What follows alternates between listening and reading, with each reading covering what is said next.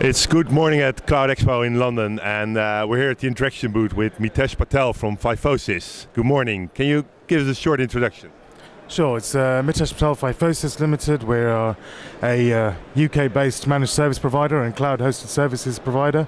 We've been going for about 12 years and primarily deal with the UK market, who have then offices internationally, so have clients in about 22 countries as well, all accessing our services in the UK.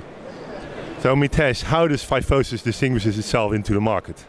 Okay, so we're in a very, very competitive market, which is growing in competition daily.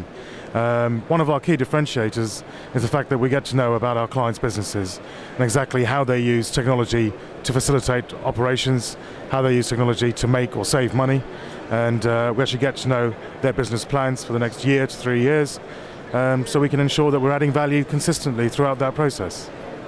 So when I think about the data center, how important is the data center for your business? Okay, so we've been delivering data center services for about 6 years, or cloud services for 6 years, when it wasn't even called the cloud.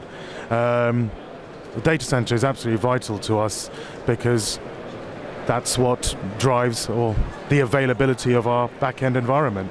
If the data center goes down, people can't work, and the negative impact of IT is significant and can lead to loss of money. So data centers are vital to our business.